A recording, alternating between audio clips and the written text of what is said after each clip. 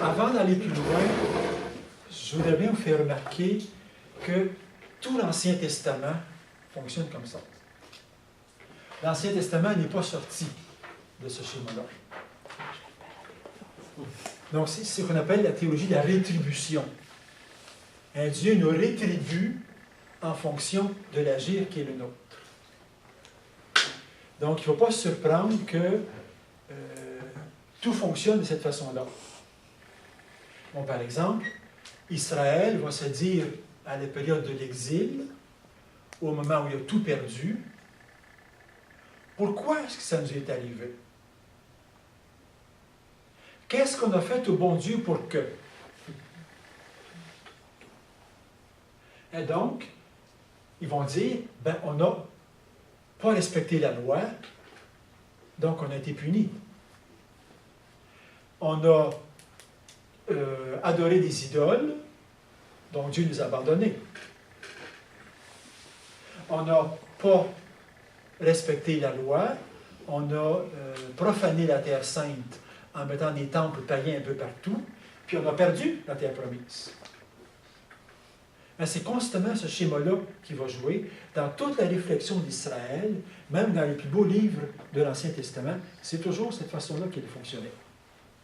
Israël fonctionne comme ça. Évidemment, ça pose un certain nombre de problèmes quand, par exemple, on se rend compte qu'un juste qui pratique une vie juste, ben, il est malheureux. D'autant plus que dans toute la période de l'Ancien Testament, il n'y a pas de résurrection. À peu près bon.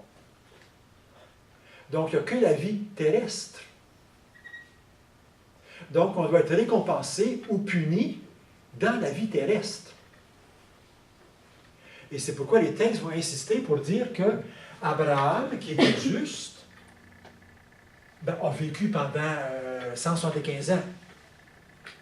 Il est mort rassasié de jours. Il était tanné de vivre.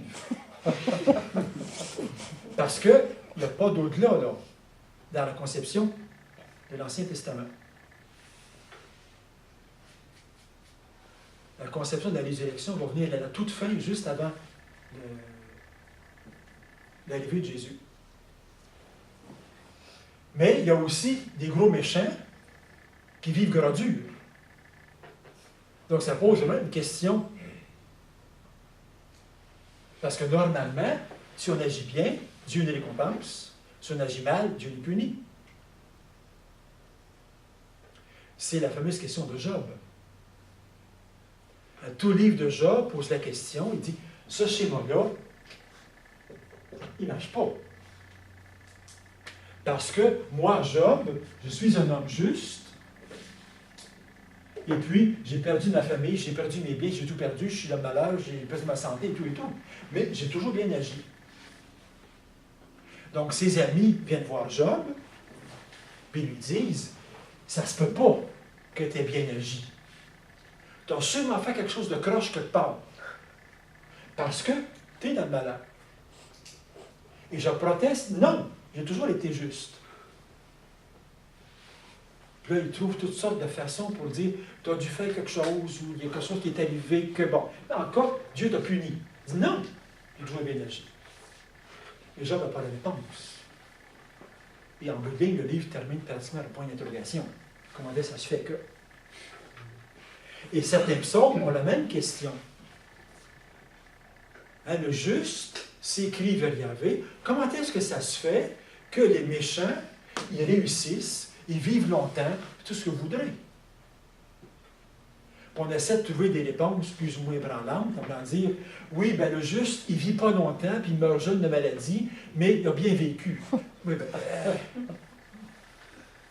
puis l'injuste, il vit longtemps, mais en bout de ligne, il va dans la tombe. Ben oui, les autres aussi. Bon. On essaie de s'en sortir comme on peut. Là. Donc, on voit bien que, déjà, ce schéma-là n'est pas aussi évident que ça me l'air. Mais en même temps, ce schéma-là est tellement naturel et spontané. Toute notre éducation, c'est faite comme ça. Si je suis un enfant sage, je vais recevoir des récompenses. Si je suis méchant, je vais être puni dans le coin. Si je fais mes devoirs, on va me donner des bonbons. Si je fais tout comme il faut, on va m'amener à la récréation ou au cirque ou je ne sais pas quoi. Là. Mais si je ne suis pas sage, on va m'envoyer de bonheur. Donc, c'est tellement ancré à l'intérieur de nous, c'est tellement naturel qu'on le retrouve partout. Il y a des gens tantôt qui disaient dans le groupe, on entend encore ça dans les sermons et dans l'Église. Parce que c'est spontané et naturel. C'est pas si facile que ça de passer de l'un à l'autre. Parce que l'autre est tellement naturel et ancré à l'intérieur de nous.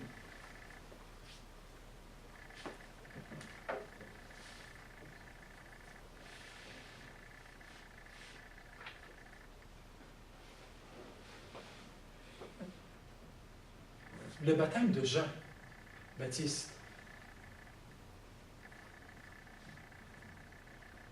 Je me plonge dans l'eau en signe de pénitence et Dieu va pardonner mes péchés. Le baptême chrétien, je suis pécheur, gratuitement, je suis plongé dans le mystère du Christ, mystère de mort et résurrection, et je peux dire Abba Père.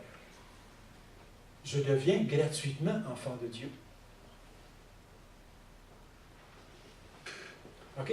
Il n'y a pas grande distance entre Jésus et Jean-Baptiste, là. Donc, Jean-Baptiste est encore dans l'ancien schéma. À fond de train. Jean-Baptiste arrive. Je vous annonce une bonne nouvelle. Dieu vient exercer la vengeance et la justice.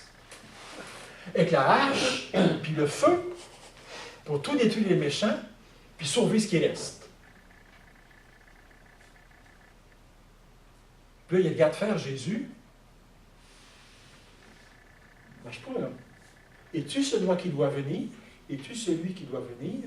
Ou est-ce qu'on doit en attendre un autre? Moi, j'annonçais un Dieu vengeur qui va régler les problèmes d'Israël. Puis là, toi, Jésus lui dit, la bonne nouvelle est annoncée aux pauvres. Les morts ressuscitent, les boiteux marchent, les aveugles voient. Et c'était déjà prévu par Isaïe. Et là, ça se réalise. Donc, il essaie de faire comprendre à Jean, à partir de l'Écriture, que Dieu est grâce, que Dieu est bonté. Mais, on a vu les différents groupes, hein, les pharisiens, ça va pas une liberté. Les pharisiens, les sadducéens,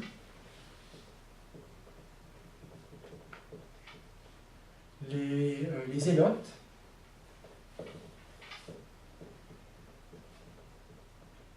les esséniens, on va les reprendre.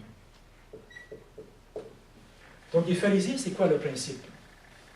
Les pharisiens, c'est qu'il faut que la loi soit pratiquée pour que le royaume de Dieu vienne. Comme le peuple ne connaît pas la loi, on va enseigner la loi, on va l'interpréter, on va l'analyser, on va en discuter, l'enseigner à tout le monde. Et quand tout le monde la pratiquera, le royaume de Dieu va venir. Donc, ils vont dans tous les petits villages pour que tout le monde sache la loi et qu'on la pratique le plus possible.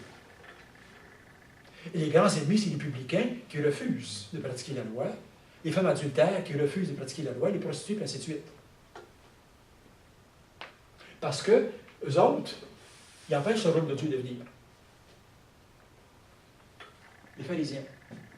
Les sadducéens. Ce que Dieu veut, c'est que le culte soit pratiqué. Le culte soit établi et le culte soit perpétuel. Donc, notre objectif, comme classe sociale, c'est qu'à Jérusalem, tout soit tranquille, pour qu'on puisse quotidiennement offrir tous les sacrifices que Yahvé veut, ce qui va faire venir le royaume de Dieu. Les Zélotes, donc, c'est une secte, nous on dirait des terroristes aujourd'hui, qui avaient un petit couteau avec lequel ils égorgeaient les Romains, l'occupant romain. Donc eux se disaient, plus on tue de Romains, plus on les égouille, plus le peuple sera purifié, et plus Dieu va venir, peut intervenir en notre faveur. Ben, je ne fais pas d'exemple aujourd'hui, mais bon, faites le lien. OK? Les Esséniens, c'est une secte de moines, mettons ça comme ça, qui vivaient à part complètement dans le désert. Les Esséniens se disaient, la terre d'Israël est souillée, elle est impure, elle est pourrie. La corruption est partout. La seule façon de s'en sortir, c'est d'aller au désert, vivre à part, de multiplier les règles de pureté, les lavages, les nettoyages, puis tout ce que vous voudrez, pour qu'il y ait un petit reste qui soit fidèle et qui puisse faire venir le royaume de Dieu. Parce que le culte est pourri, Jérusalem est pourri, tout le reste est pourri, c'est impur, il n'y a pas rien à faire avec ça. Allez, à part. Les baptistes, je viens de les voir, les baptistes, on se repent de ses péchés, le royaume va venir. Jésus, qu'est-ce qu'il dit? Le royaume vient. Le royaume est gratuitement donné. Et le signe, c'est que les lépreux guérissent, et ainsi de suite. Les guérisons, les signes, tous les signes que le royaume est gratuitement donné à ceux qui en ont le plus besoin, les exclus, les pauvres, les pécheurs, les estropiés, les pécheurs, les prostituées et les publicains. Gratuitement, le royaume vient pour tous. C'est ça la bonne nouvelle. Ça va toujours?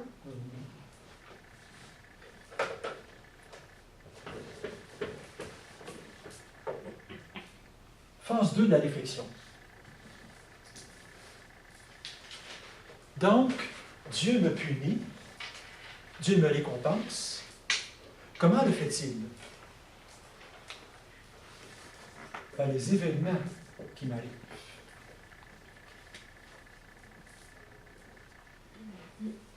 Par ce qui va m'arriver, joie, peine, maladie, accident, guérison, coup de chance. Donc les événements de ma vie sont interprétés comme étant des gestes de Dieu en réponse à mon activité. Si je prie bien, j'ai les bonnes formules, je fais assez de neuvaines, je vais être guéri. Et la guérison, c'est l'événement qui est la réponse à mon activité. Donc Dieu va agir à travers la guérison. Qu'est-ce que j'ai fait au bon Dieu pour que les événements qui m'arrivent, je n'arrive pas à les comprendre. Qu'est-ce que j'ai fait au bon Dieu pour que? On est en plein dans le schéma païen.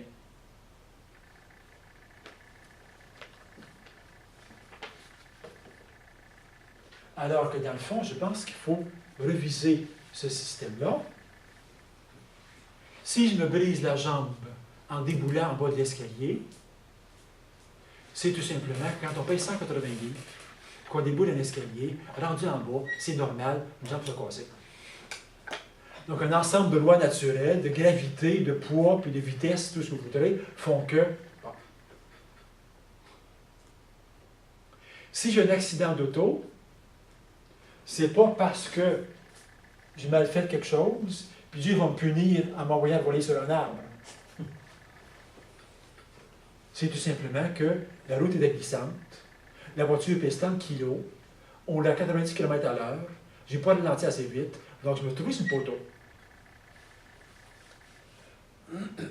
Donc, dans le schéma chrétien, les événements m'arrivent à moi, causés par des lois naturelles. Les lois naturelles cause des événements qui m'arrivent, sans que Dieu intervienne. Dieu n'a pas d'affaire là-dedans. Là. Alors qu'ici, tous les événements sont interprétés comme étant des gestes que Dieu me fait.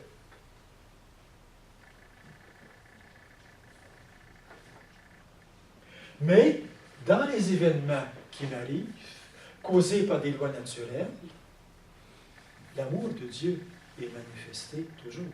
L'amour de Dieu est toujours présent. L'amour de Dieu est toujours en train de m'accompagner dans ces gestes-là, dans ces événements-là, dis-je. Dieu est toujours en train de m'offrir sa présence, sa grâce, son amour, sa présence aimante.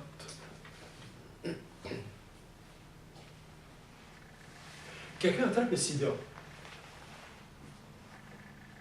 C'est pas Dieu qui envoie la maladie parce que je n'ai pas bien agi. C'est une loi naturelle d'un virus qui cause la maladie qui m'arrive. Et notre travail comme humanité, c'est d'arriver à décoder ces lois naturelles-là, éventuellement d'aller à l'encontre, pour ne pas que ça se produise.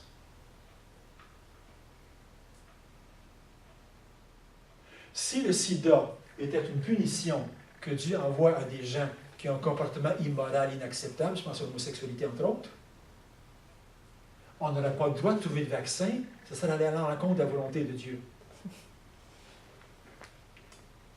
Ben écoutez, là, hein? Bon. Donc, les événements qui m'arrivent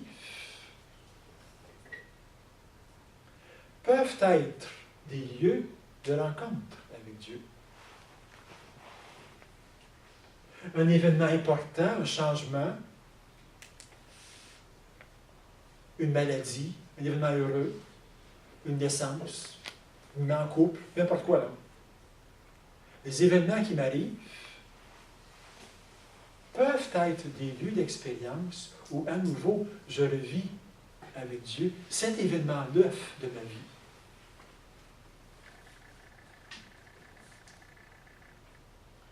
Une dame se présente à l'hôtellerie, une jeune femme, et demande à rencontrer un prêtre. Le portier me demande, je dois l'accompagner. Bon, elle me raconte qu'elle est jeune mariée et que, s'étant mariée 4 ou 5 ans auparavant, comme chrétien, mariage catholique à l'Église, son mari lui avait demandé, on n'est pas prêt actuellement à avoir un enfant, tu vas prendre la pilule pour éviter qu'on ait un enfant tout de suite. C'était contre sa conscience à elle. Elle veut respecter les lois de Dieu et de l'Église. Donc, contre sa conscience à elle, ils ont pratiqué la contraception pendant un certain nombre d'années. Et, à un moment donné, ils se sont dit, maintenant, on est prêt à avoir un enfant. Donc, ils ont eu un enfant qui est venu au monde avec un bec de lièvre. Donc, mal formé. Elle était, la pauvre femme, dévorée de culpabilité parce qu'elle se disait, avec l'ancien schéma en tête, on n'a pas respecté les lois de l'Église et les lois de Dieu, donc Dieu nous a envoyé un enfant mal formé. Donc, aussi chrétienne qu'elle était, pratiquante à 100%, croyante tout ce que vous voudrez, elle était avec l'ancien schéma, puis elle a interprété ce qu'elle avait à vivre comme mère avec l'ancien schéma, en croyant qu'elle était tout à fait religieuse et croyante et chrétienne. Donc, il a fallu faire toute une catéchèse pour lui montrer que c'est une loi naturelle, un événement qui lui est arrivé, qui n'a rien à voir avec un geste direct de Dieu, mais que, comme croyante, elle avait la présence de Dieu. Elle avait la grâce de Dieu. Pour vivre cet événement-là, neuf dans sa vie et difficile, avec la présence de Dieu. Donc là, elle passe de l'ancien schéma au nouveau. Je prends cet exemple-là juste pour montrer que si chrétien qu'on soit, on peut se promener avec le mauvais schéma dans la tête. Et de temps en temps, on le fait aussi.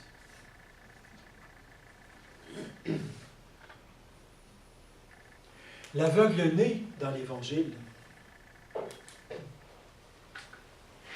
cet homme-là est né aveugle.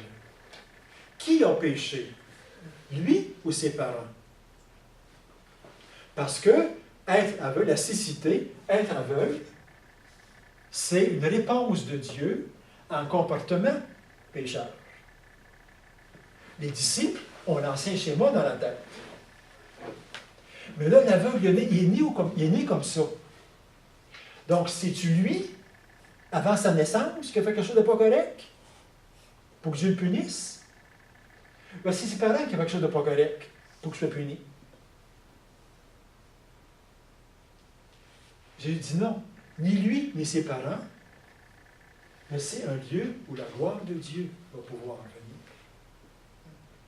Cet événement-là est pour cet homme l'événement du salut, où Jésus se manifeste à lui comme étant lumière. Et non seulement pour lui, mais pour tout son entourage. Peut devenir un lieu où Dieu intervient. Peut devenir un lieu où Dieu est vu et perçu. Les pharisiens ne le voient pas. Les pharisiens bloquent. Pour lui, c'est un événement de salut. Pour les disciples, c'est un événement de salut. Pour le lecteur, ça devient un événement de salut. OK? Donc, ce que je veux dire par là, c'est que quand j'ai un coup dur, perte d'emploi, rupture affective, enfin, n'importe quoi là, une page importante de ma vie, je n'ai pas à chercher qu'est-ce que Dieu veut, pourquoi Dieu me punit ou pourquoi Dieu me fait ça là. L'ancien schéma, si je fais ça. La question, c'est comment est-ce que je vais vivre cet événement-là que Dieu n'a pas causé? Comment est-ce que je vais vivre cet événement-là pour en faire une nouvelle page de mon histoire sainte? Comment est-ce que je vais vivre ça avec lui? Main dans la main avec lui. Il est toujours là, en train de m'accompagner. C'est pas lui qui a causé la rupture. C'est pas lui qui cause la maladie. C'est pas lui qui m'a mis au chômage. Mais il est avec moi dans cet événement-là. Il m'accompagne dans cet événement-là. Comment est-ce que je vais faire pour cette nouvelle tranche de ma vie? Je vais en faire une histoire, on va la vivre ensemble. Moi et lui. Il y a beaucoup de différences entre les deux mondes.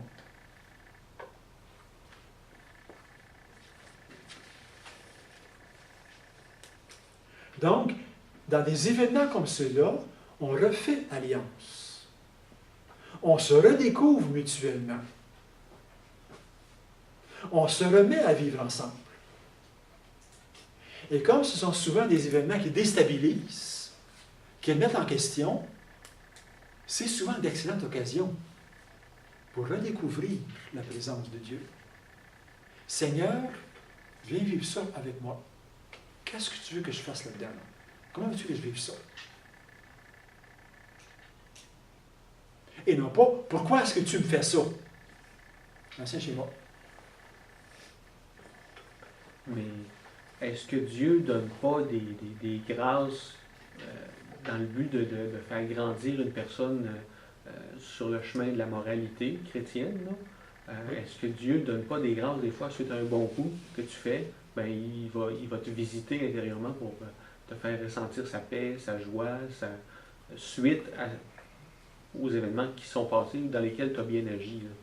Donc, moi j'interprète ça un peu autrement. Je ne dis pas non, OK? Je lis un peu autrement. On dit, si tu agis bien, on est davantage ouvert. OK? Tant que je demeure dans le péché, dans le refus, dans l'égoïsme, Dieu veut bien, mais il ne peut pas. Donc, si j'agis bien, si je fais quelque chose de correct, si je m'ouvre, sors de mon égoïsme, la porte s'ouvre, et il rentre. OK? Donc, je peux avoir l'impression que c'est parce que j'ai agi comme ça qu'il me donne des grâces. mais c'est davantage parce que je me suis ouvert, ce qui lui a permis d'entrer. Ok. Tu comprends-tu? Mm.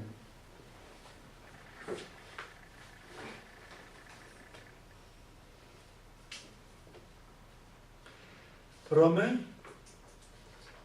8, 31, 39.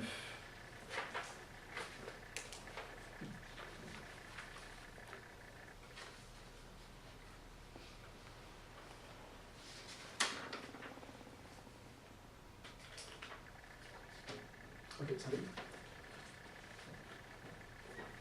Donc 8, 31, 39, je lis le texte avec vous. Si Dieu est pour nous, qui sera contre nous? Lui qui n'a pas épargné son propre Fils, mais qui l'a livré pour nous tous. Comment, avec lui, ne nous accorderait-il pas toute faveur? Qui se fera l'accusateur de ceux que Dieu a élus? C'est Dieu qui justifie. Qui nous séparera de l'amour du Christ? Point d'interrogation. La tribulation? Point d'interrogation. Le glaive, l'angoisse, la persécution, la faim, la nudité, le péril. Est-ce que toutes ces choses-là, qui vont m'arriver, qui peuvent m'arriver, des événements, vont me séparer de l'amour de Dieu? En tout cela, nous sommes vainqueurs par celui qui nous a aimés. Je suis capable d'affronter tous ces événements-là parce que lui m'a aimé. Son amour est assez fort pour que tout ça, ça devienne des choses acceptables. Oui, j'en ai l'assurance, ni mort, ni vie, ni ange, ni principauté, ni présent, ni... C'est pas dans la mêlée. Tout ce qui peut m'arriver de pire, d'inimaginable, il met tout le paquet, tout ça peut m'arriver. Rien ne pourra nous séparer de l'amour de Dieu manifesté en Jésus-Christ notre Seigneur.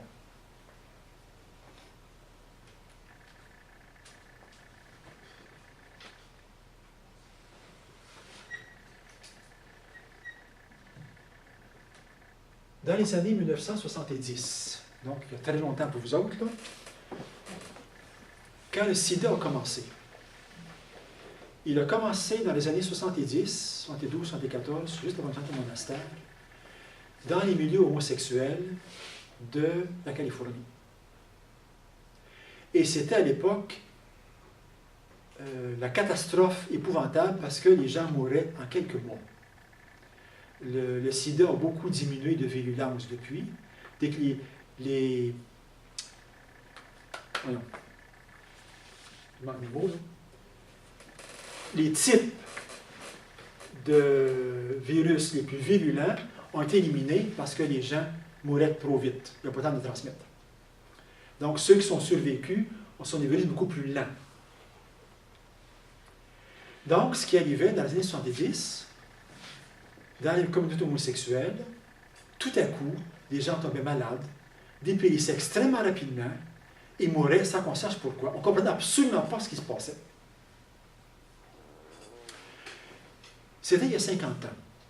Le mouvement gay n'était pas encore ce qu'il était aujourd'hui. Donc, l'homosexualité était une honte, une déchéance. C'était absolument pas accepté au plan social. Ce qui fait que les jeunes qui avaient ça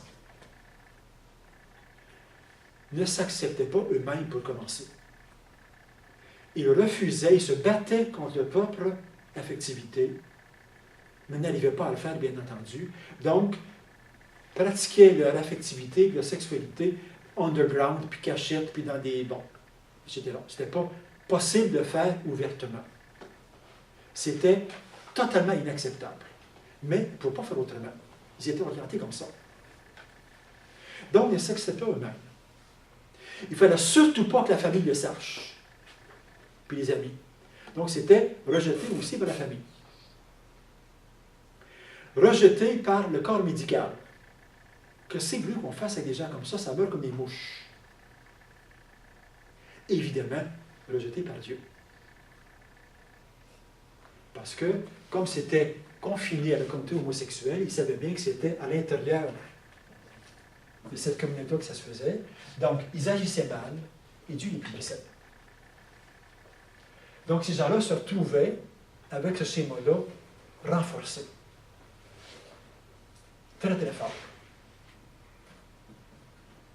Et c'était tellement grave que certains homosexuels l'annonçaient à la famille en disant « Maman, j'ai 2 mauvaises nouvelles à t'annoncer. Je vais commencer par la moins pire. Dans quelques mois, je vais mourir.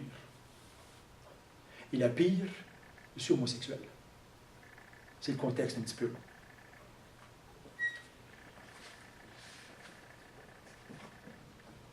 Les sœurs de la communauté d'Elizabeth Seton. Donc, Elizabeth Seton, c'est une espèce de Marguerite Diouville américaine qui a fondé une communauté religieuse qui s'occupait des écoles, des services sociaux et des hôpitaux. En bout de ligne, tout le système éducatif chrétien, le système social chrétien et le système hospitalier chrétien aux États-Unis vient des sœurs d'Elizabeth Seton. Elles avaient un hôpital qu'elles géraient à San Francisco. Et elles ont pris une aile de cet hôpital-là uniquement pour accueillir des malades du sida. Donc des gens qui arrivaient dans la honte, la révolte et le désespoir. Personne ne pouvait rien pour eux autres. La médecine les rejetait avec dégoût parce que c'était contagieux, on ne sait pas comment, on ne sait pas pourquoi. Et le travail de catéchèse a consisté à faire que ces gens-là passent de l'ancien schéma au nouveau schéma. Donc, de leur faire comprendre que l'événement qu'ils avaient à vivre, qui était leur mort prochaine,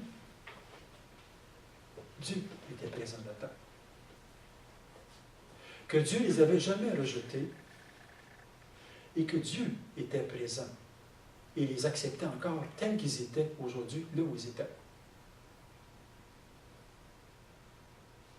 Et les sœurs disaient, la conversion que ces gens-là faisaient, à nous, ils nous font honte. Parce que c'était d'un radicalisme, d'une beauté absolument extraordinaire, dans l'accueil que ces gens-là pouvaient faire d'un Dieu qui était le seul à les aimer. Parce qu'ils étaient rejetés partout, y compris par eux-mêmes. Parce que l'affectivité désordonnée qui vivait dans les fonds de corridor arrivait enfin à trouver une expression qui était la vie spirituelle, qui était la prière, qui était l'amour de Dieu. Donc, c'est pour illustrer que tous les événements, peu importe lesquels, peuvent être des lieux de rencontre avec Dieu. Et la pastorale de ces sœurs-là a été de faire en sorte que ce vécu désespérant de ces jeunes-là soit une page sainte.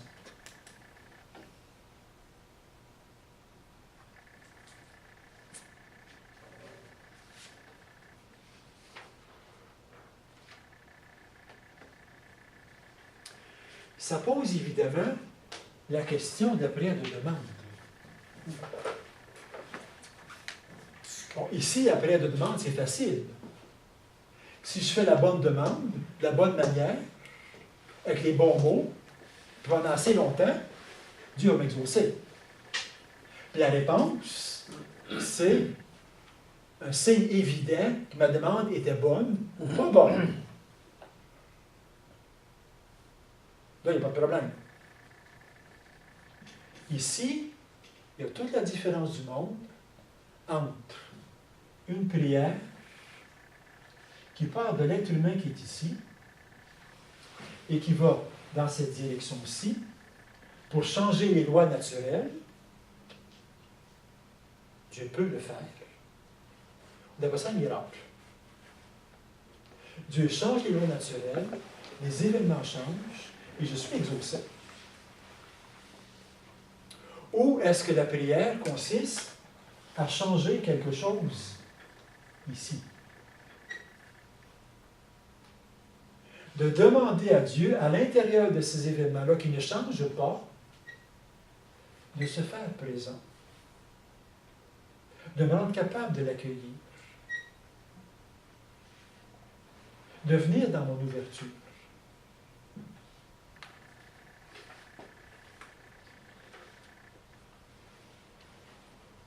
Donc, de changer les événements ou de changer la relation.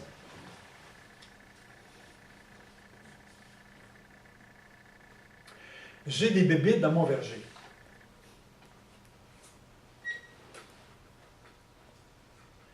Si j'ai l'ancien chez moi, je dis, qu'est-ce que j'ai fait de pas correct pour que cette année j'ai des bébites comme ça, là? On va faire une neuvaine, puis les bébites vont partir.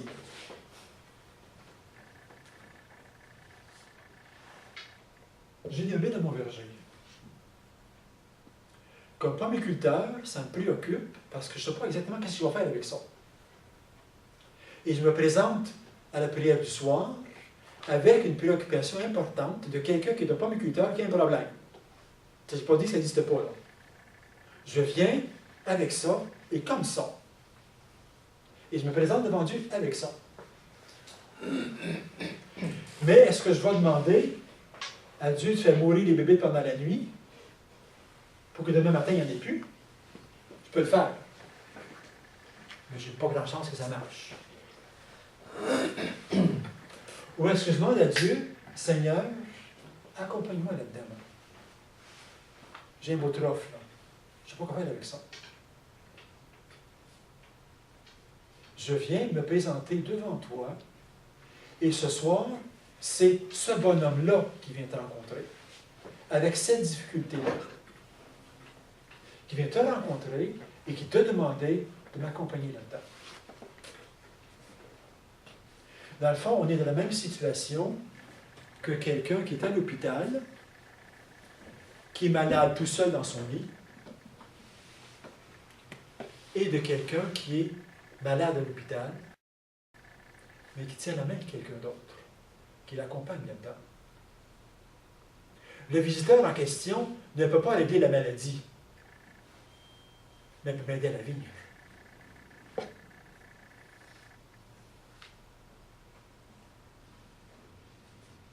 Donc, il va m'aider à vivre cet événement-là, difficile.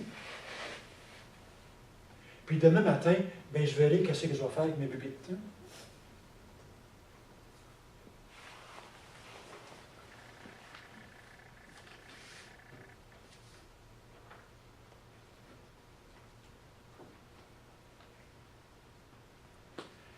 Ça implique que j'ai la conviction fondamentale que le Christ m'aime gratuitement et qu'il est constamment proche de moi. Que je prie bien ou que je prie mal, que je réussisse ou que je ne réussisse pas, que je sois vertueux ou pas, c'est d'abord lui qui vient à moi. C'est lui qui entre dans ma vie et c'est lui que j'accueille. Peu importe ce que je fais, peu importe ce que je suis, son amour est gratuit. Et non pas en conséquence de vertu, de bon comportement, de quelque chose comme ça. Et qu'en même temps, non seulement il m'aime, mais qu'il est d'une très grande proximité avec moi, et que la seule chose qu'il veut, dans le fond, c'est d'être proche de moi dans tous les événements de ma vie. Il veut m'accompagner là-dedans, il veut que je lui tienne la main et qu'on marche ensemble. Il n'est pas là pour régler tous mes problèmes. Il n'est pas là pour constamment briser les lois naturelles pour satisfaire mes envies et mes besoins.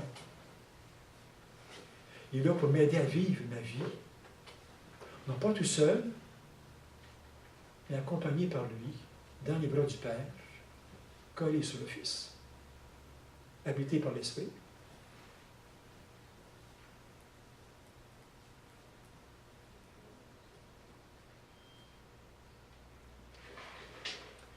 Et quand je l'ai accueilli, si je complète le schéma, Dieu me fait grâce, je vis dans l'action de grâce, je rends grâce,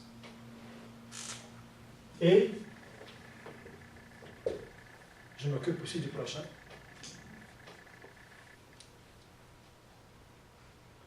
Hein, le tiers inclus, dont on avait parlé la dernière fois.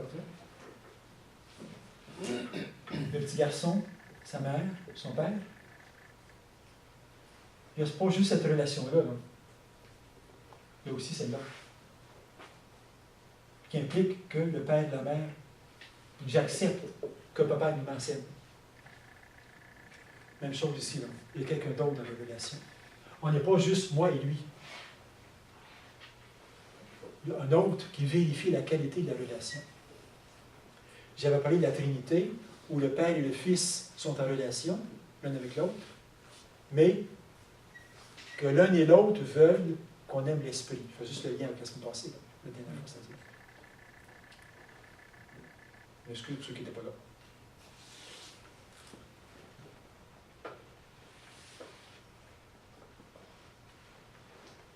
J'avais-tu raconté l'histoire du crocodile? Ça n'a pas l'air. Donc, c'est deux missionnaires qui sont en voyage de mission et qui doivent traverser un fleuve infesté de crocodiles. Donc, l'un dit à l'autre, il n'y a pas de problème, on peut traverser sans problème, parce que Dieu a toujours été bon pour nous. Et l'autre lui répond, oui, mais si aujourd'hui il décidait d'être bon pour les crocodiles. Et donc, l'autre, hein, celui que j'aime pas, là. Dieu l'aime aussi.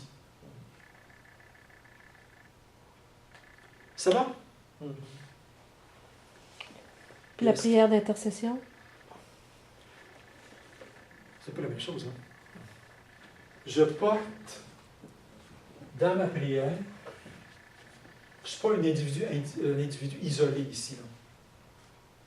Je suis comme chrétien, comme être humain, porteur de toute une collectivité, de toutes les souffrances de l'humanité, et je demande à Dieu d'être proche de ces souffrances-là.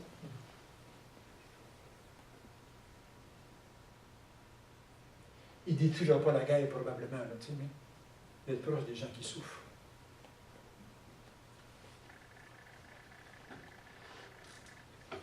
Donc, notre prière doit être de dire à Dieu de se faire plus présent pour ceux qui souffrent. Oui. Plutôt que de les délivrer, de lui demander de les délivrer de leur souffrance. Ou d'ouvrir Ça dépend. leur cœur Là, parce qu'on s'assigne sa formulation, là. On peut formuler ça de multiples manières. Mais c'est quoi mon intention profonde? Si mon intention profonde, c'est d'espérer que Dieu change les lois, je vais être déçu, là. Mais peu importe la formulation que je prendrai, si j'accepte que c'est c'est une présence de Dieu plus proche, là, je serai plus confortable avec ça. De toute façon, la question de la prière, on en prendra la prochaine fois. Là. Donc là, c'est davantage comment est-ce que Dieu agit, ensuite comment est-ce que nous, on répond. C'est quoi mon travail de réponse là-dessus? Écoute, comment on peut comprendre la providence à ce moment-là de Dieu? L'année prochaine. On se regarde ça, après, moi, je ne pas là-dedans, parce que là, il y a déjà beaucoup d'éléments là-dedans. Les éléments, par exemple, c'est que Dieu est beaucoup plus absent du monde dans ce système-ci que dans celui-là. Dans celui-là, tout ce qui arrive, c'est lui qui le cause. Donc, c'est une providence extrêmement interventionniste. Or qu'ici, j'accepte que les lois fonctionnent de façon indépendante et que Dieu n'est pas constamment derrière, mais que Dieu est une providence présente à l'intérieur des événements. Ça devient un Dieu beaucoup plus intime. Oui. Puis l'autre, au fond, il est plus présent, mais il est plus absent. Ou il est plus absent et il est plus loin. Oui. C'est la- un Dieu qui c'est difficile C'est la ici. contradiction, je trouve. Dieu qui c'est difficile en alliance ici. Ouais. Ça, c'est beaucoup plus en accord avec le monde scientifique d'aujourd'hui. Tu sais, où la médecine prend des moyens de médecine pour guérir des maladies. Je viens contre le frère André, là, mais bon. Tu sais, je veux dire, normalement, notre réaction d'aujourd'hui, d'être humain moderne, c'est de dire, devant les événements, j'essaie de trouver les lois naturelles pour essayer de régler les problèmes. Et je ne cours pas à la providence qui va les régler à ma place. OK? C'est en ce sens-là que mon providence est embêtant. Là. Ouais. Mais si je dis providence, proximité de Dieu, qui veille sur moi, mon existence est constamment dans sa main, comme un petit oiseau, aucun cheveu de ma tête ne tombe quand c'est qu'ils le veulent, là, je dis providence évangélique. Plus dans le sens confiance. Oui, c'est ça. C'est ça. En Confiance. sachant que sa paternité veille toujours sur moi, C'est ça. mais elle n'est pas tous mes problèmes. C'est ça.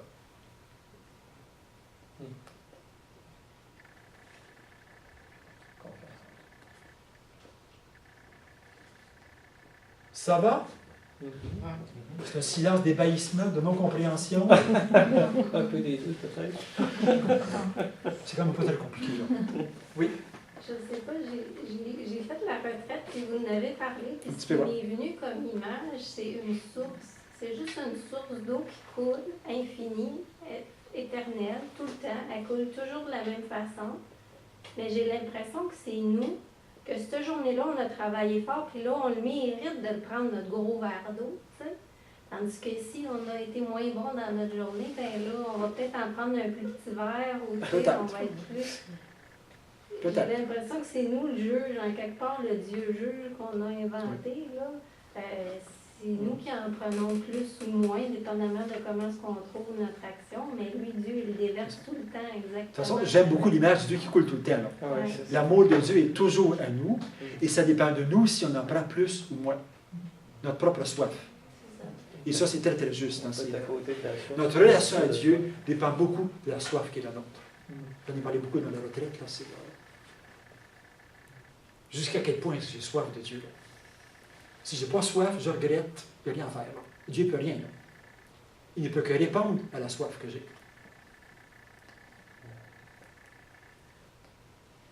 La soif vient-elle de la grâce de Dieu? Oui. En Pauline aussi.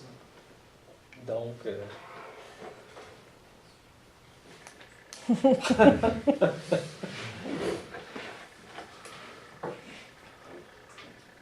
Parce que même le désir de Dieu est une grâce de Dieu. ouais.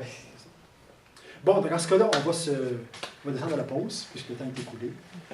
Biscuits et jus en bas, je pense. Oui, c'est ça. Alors, on se retrouve en bas pour les biscuits et le jus. La prochaine rencontre, je ne suis pas sûre, je pense que c'est le 19 mai. Je n'ai pas la date. Là. Y a-t-il quelqu'un qui a un... OK. C'est le 19 avril et le 17. 17 mai. OK? Donc là, ça va être